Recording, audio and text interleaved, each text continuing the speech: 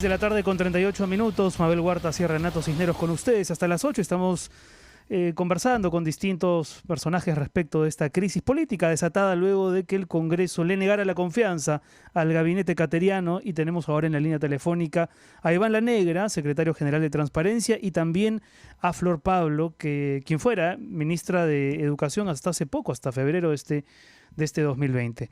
Empecemos con el señor La Negra, que ya lo habíamos anunciado. Iván, ¿cómo está? Buenas tardes. ¿Cuál es su apreciación respecto a lo que ha ocurrido y, sobre todo, cuál es el mejor escenario posible de ahora en adelante, si es que atisba alguno? Buenas noches, Renato, Mabel. Pues efectivamente estamos en un momento muy complicado, ¿no?, de la coyuntura política del país, porque hemos vivido durante los últimos meses una situación muy complicada de emergencia sanitaria, lo que ha originado pues efectos muy complicados para la vida de la gente, y la ciudadanía está muy preocupada en estos momentos sobre el avance de la pandemia, y a esa situación tan difícil, ¿no?, con sus consecuencias económicas y sociales, se le ha agregado ahora una situación política, ¿no? Además, una situación política que quizá consideramos nosotros fue evitable, ¿no? O sea, no era un camino inevitable el que vivimos ahora, sino que más bien es algo que pudo haberse corregido con un poco de buena voluntad por parte de todos los actores, ¿no? Y en este caso en particular es evidente, ¿no?, que pues se han combinado un conjunto de elementos, uno de los cuales sin duda es la existencia de intereses particulares, ¿no?, en este caso en el Parlamento, y por otro lado pues una incapacidad también de tender puentes y acuerdos mínimos, en un momento en el cual lo que se requiere es precisamente de la colaboración y cooperación de todos los actores políticos, ¿no? Y por eso en Transparencia hemos hecho un llamado para resolver con rapidez esta situación y volver a enfocar los esfuerzos de todos, ¿no? No solamente el Estado, no solamente el Ejecutivo del Parlamento, sino de todos los actores en la lucha contra la pandemia, ¿no?, que es hoy en día el objetivo nacional. Cuando mencionas, Iván, los intereses de las bancadas, intereses que nada tienen que ver con el bien común, me imagino que te refieres a lo dicho, a lo mencionado por el ex primer ministro Pedro Cateriano, que habrían condicionado su voto, el voto de confianza, si es que el ministro de Educación da un paso al costado, lo que deja entrever que una vez más hay intereses de por medio y hay mucha presión en el sector educación. Estamos también en la línea, como lo había anunciado Renato, con la exministra de este sector, Flor Pablo, quien de alguna u otra manera también puede dar testimonio de estas presiones, ¿no? Ella también fue en su momento interpelada por el Congreso de la República, porque hay dos corrientes, y no sé si la señora Pablo me corrige. Por un lado están los conservadores, ¿no?, que quieren cambiar el timón de la educación en el país, pero por otro lado está el negocio en sí de la educación y el trabajo que está realizando SUNEDU, que si bien no es la panacea y es totalmente perfectible en el tiempo, ¿no?, y es de un tiempo a esta parte lo mejor que le ha podido pasar a la educación. Señora Pablo, muy buenos días, muy buenas tardes ya. Buenas tardes, Mabel, Renato. Iván también, que está en la línea. Bueno, sí, realmente lo que ha pasado, amanecer hoy ha sido terrible, ¿no?, lamentable para nuestro país, ¿no? O sea, en realidad que que no se le haya dado la confianza al gabinete, lamentablemente nos conduce a una estancamiento, ¿no?, en la toma de decisiones a nivel del Ejecutivo, ¿no? Yo creo que eso es en realidad, viéndolo en clave de gobierno, genera una inestabilidad y en este caso un estancamiento, hasta que por eso el llamado que bien hace Transparencia de que rápidamente se pueda solucionar. Y con esta reflexión que decías, Mabel, sobre esta mezcla de conservadores y intereses privados, definitivamente eso se da, ¿no? Y es más riesgoso cuando ambos se juntan, ¿no? Y suele suceder, ¿no? Lamentablemente hay reformas como la universitaria, como ha sido también el tema de la meritocracia con los docentes, o el tema del currículum con el enfoque ciudadano, humanista.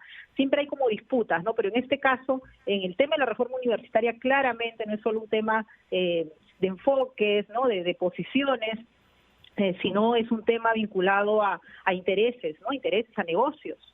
Y ahí es claro que esta reforma vino a a entrar directamente algo que estaba ahí, que era la informalidad y la precariedad y la estafa también en muchas universidades privadas, ¿no? Y la precariedad también en la propia pública, que hay que decirlo. Y ahí, lamentablemente, si bien se ha hecho todo el proceso, estamos prácticamente cerrando todo el tema de los licenciamientos, pero se resisten, ¿no? Se resisten a tener las licencias denegadas y quieren pues cambiar las decisiones que la SUNEDU ha tomado en su momento, ¿no? Y creo que una de las reformas que ayuda a la ciudadanía, al país, en términos de dar oferta privada y pública de calidad, ha sido justamente la ley universitaria, la nueva ley universitaria, sí, creando la superintendencia, pero a la vez dando al ministerio un rol rector para se ha hecho mucha inversión pública, mucho recurso adicional, más de 1.000 millones en inversión en las universidades públicas en los últimos años luego de la reforma universitaria. En general, es una reforma que ha llegado para traer beneficios. Como bien dicen, también no es perfecta, las instituciones son perfectibles, los procedimientos se pueden ajustar, pero creo que lo que está en juego aquí es el curso de una reforma que, como ya ha dado evidencias, ha venido para beneficiar a la ciudadanía, y muy bien ha hecho el presidente en señalar que la reforma universitaria no se negocia, ¿no? Yo creo sí, esa que parte, eso es esa parte algo... de su discurso fue muy destacable. Iván había dicho en su intervención anterior algo que me gustaría que comenten, que tampoco ha habido una capacidad del Ejecutivo, es lo que entendí, de tender puentes, ¿no? Habíamos pasado de un primer ministro como Vicente Ceballos, que quizá no tenía toda la habilidad política para conversar con sus interlocutores parlamentarios, a un estilo más bien excesivamente frontal, quizá como el de Pedro Cateriano, a quien ayer se le achacó haber tenido un discurso prominero y muy poco empático con las comunidades y, en fin, de referirse a la pandemia en términos quizá que no coinciden con lo que nos dice la realidad.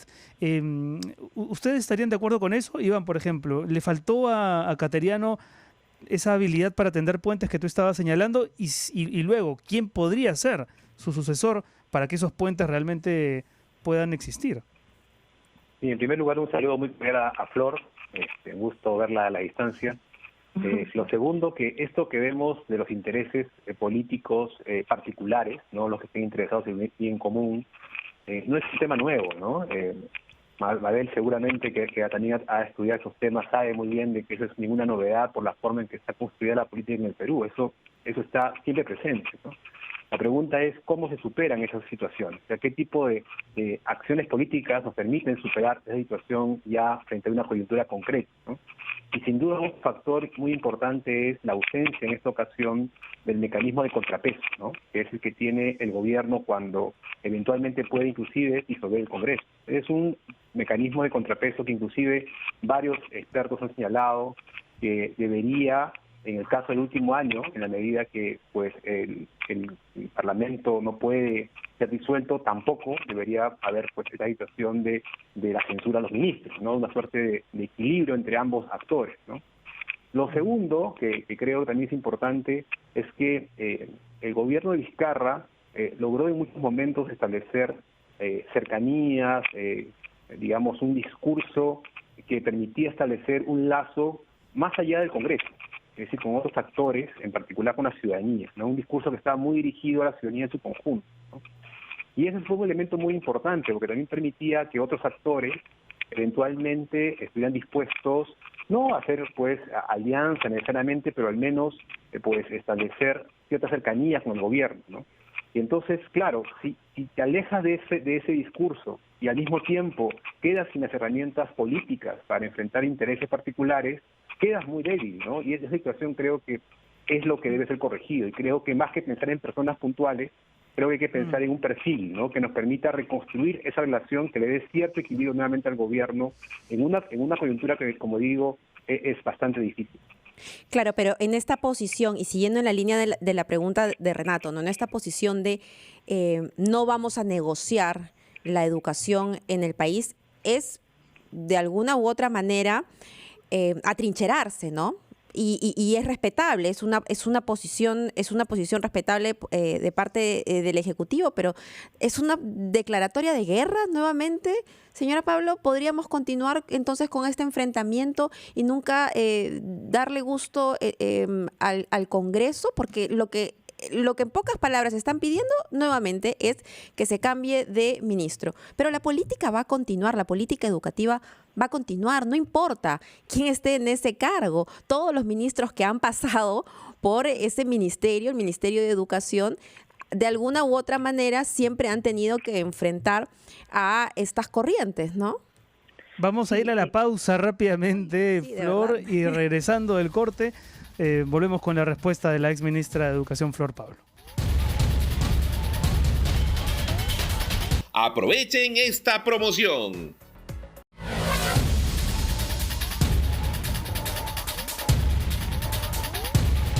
Le preguntaba a Flor Pablo antes de ir a la pausa, la exministra de Educación, cuál podría ser el siguiente escenario, ¿no? Ya que el presidente ha dicho que la educación no se negocia. Entonces, ¿qué se podría esperar de parte del Congreso de la República con la presentación de un nuevo gabinete? Sí, bueno, en realidad lo que hay que pasar es ya, y el presidente creo que en una actitud democrática y de respeto a las instituciones ha aceptado la decisión y eso toca, ¿no? La decisión del Congreso, y lo que hay que pasar es pues a un gabinete no al gusto del Congreso, sino un gabinete que pueda hacer frente a los desafíos de esta crisis, ¿no? Esta crisis está nos enluta todos los días, ¿no? Y realmente necesitamos un gabinete que dé esa seguridad a los ciudadanos y acordar. El presidente planteó muy bien, y entiendo que los partidos, y ahí también, respetar la palabra, ¿no? Que es algo tan básico. Ha habido toda una serie de reuniones para el Pacto Perú, y en realidad creo que una de las primeras cosas es sentarse y ponerse de acuerdo cómo afrontamos esta crisis, ¿no? Las muertes están incrementándose, el país está de duelo, los retos de la educación están ahí, el empleo, en general todos los desafíos que hay, y lamentablemente la crisis política le suma, ¿no? Mayor gravedad a esta crisis sanitaria en la que estamos en estos momentos, ¿no? Muy bien, bueno, tenemos que ir cerrando lamentablemente porque el tiempo es muy cortito. No sé si yo quería cederles una última intervención, tal vez Iván podría cerrar un poco planteando qué horizonte podría tejerse, darse en las próximas horas, ¿no? Con un gabinete y un ejecutivo que va a defender la reforma universitaria, que no va a ceder posición en algunas cosas, pero en otras tendrá que hacerlo. Iván, ¿qué esperar en los próximos minutos desde Palacio de Gobierno? ¿Qué señales? Bueno, es muy bueno que un gobierno pues defina qué políticas quiere defender, ¿no? Qué políticas son para este gobierno innegociables. Eso está muy bien. El tema está ahí identificar las maneras también políticas de concretar sus objetivos, ¿no? Entonces, la conformación del gabinete va a dar una señal muy clara sobre cuál va a ser la estrategia a seguir, ¿no? Pero por otro lado también tenemos que corregir las cosas hacia futuro, ¿no?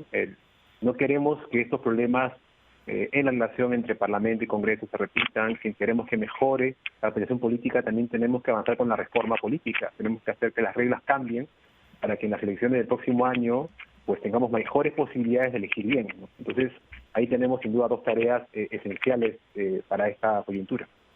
Sin embargo, entramos a un año electoral, ¿verdad? En donde, más allá de poder armar pactos sobre ejes básicos sobre los que debería caminar en nuestro país, lo que vamos a ver es una lluvia de ofertas, ¿verdad? Entonces, en ese sentido, y ya girando un poco hacia el futuro, hacia lo que nos espera, yo le preguntaría a Flor Pablo, ¿en qué es lo que se debe incidir en estas promesas electorales?